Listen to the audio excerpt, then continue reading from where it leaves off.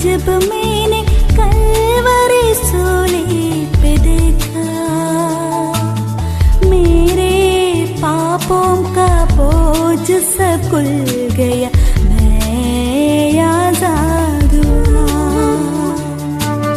मेरे पापों का बोझ सब खुल गया, मैं आजाद हुआ। एक बार जब मैंने कलवरी सूली पे देखा,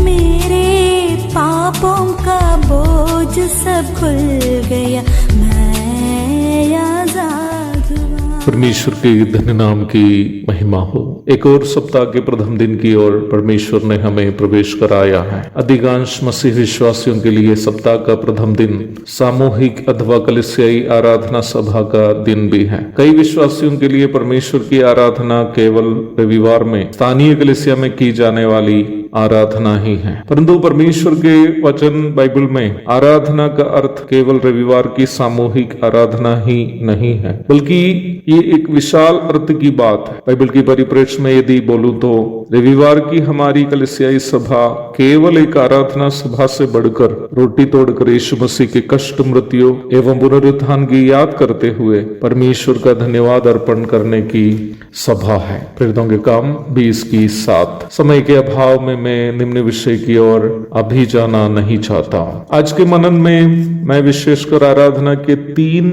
अन्य पहलुओं की ओर आपका ध्यान ले जाना चाहता हूँ, जो आराधना के संबंध में हमारी धारणाओं को विस्तृत करने के लिए मददगार हो सकता है। रोमियो की पत्री 12:1 में अपने अपने शरीरों को जीवित, पवित्र और परमेश्वर को भावता हुआ बलिदान अथवा आराधना करके चढ़ाने का एक आह्वान हम देखते हैं। आगे पवित्र आत्मा कहता है, यही तुम्हारी आत्मिक सेवा है। अंग्रेजी के NASB अनुवाद तथा मलयालम आदि अनुवादों में सेवा शब्द के लिए वर्शिप अथवा आराधना शब्द का इस्तेमाल करते हुए आप देख सकते हैं, अर्थात अपने शरीरों को जो परमेश्वर का मंदिर है, जहाँ पवित्र आत्मा वास करता है। 1 कुरिन्थी 3:16। प्रत्येक विश्वासी पवित्र करके जब रखता है, परमेश्वर का वचन कहता है कि हमारा पवित्र जीवन परमेश्वर के लिए ग्रहण योग्य एक आराधना है। अय्यूब की पुस्तक का मनन करते समय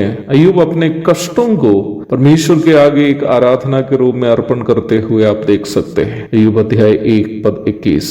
अपनी संपत्ति आदि नष्ट होने के बाद जब उनको ये भी जानकारी मिलती है कि उनके प्रिय पुत्र एवं पुत्रियों की मृत्यु हो गई है, अय्यूब कहता है, मैं अपनी माँ के पेट से नंगा निकला और वही नंगा लौट जाऊंगा। यहोवा ने दिया और यहोवा ही ने लिया, यहोवा का नाम धन्य है।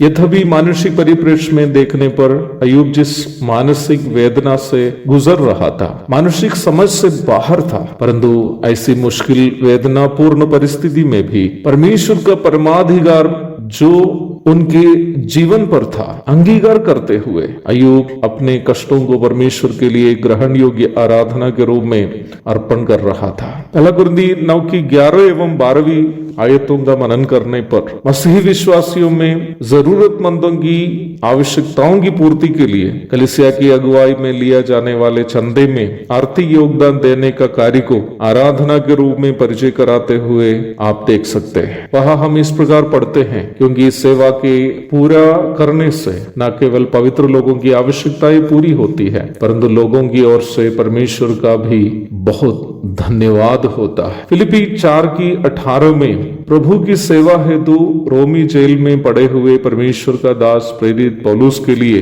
फिलिपी विश्वासियों के द्वारा भेजी गई आर्थिक सहायता को परमेश्वर के लिए अर्पण किया गया एक सुखदायक, सुगंधित तथा परमेश्वर के लिए ग्रहण योग्य बलिदान अथवा आराधना के रूप में पौलुस कहते हुए आप देख सकते हैं। परमेश्वर की आराधना को इस प्रकार विभिन्न परिप्रेक्ष्य में बाइबल में परिचय कराए हुए है। इन तीनों परिप्रेक्ष्य की जिसकी चर्चा हम अभी कर रहे थे, इन तीनों परिप्रेक्ष्य की आराधना में एक समानता आप देख सकते हैं। इन तीनों जगह में परमेश्वर के लिए दिया जा रहा था। पहला शरीरों का अर्पण, दूसरा अपने उन वस्तुएं एवं व्यक्तियों का अर्पण जिससे हम बहुत प्रेम करते हैं, और तीसरा हमारी कई कमाइयों में से परमेश्वर के लिए अर्पण। मसीह जीवन का हर क्षेत्र वास्तव में परमेश्वर के लिए एक आराधनात्मक अर्पण होना चाहिए। वो चाहे हमारा शरीर क्यों ना हो, हम जिससे प्रेम करते हैं उन चीजें और